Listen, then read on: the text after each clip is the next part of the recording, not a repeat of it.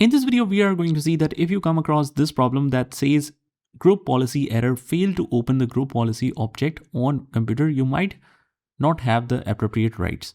So here's how you can easily solve that in Windows 11 or Windows 10.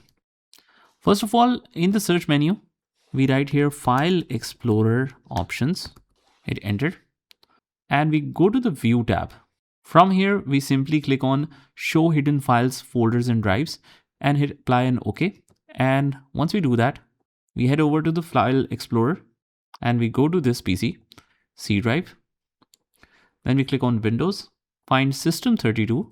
Here it is, System32. Click on that and we search for group policy. So type G on your keyboard and it should find it easily. But we have to find simple group policy, hit enter like this.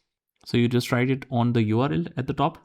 And from here, if we see the folder name like machine, we just right click on that and click on rename and change the name to, just put a dot after that and right here old, hit enter. It will ask you for the user command prompt if you want to do this.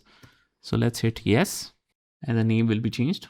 And after that, just close out of here and we simply write gpedit.msc, edit group policy.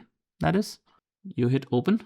And as you can see, it is opening properly now without showing any problem or any error.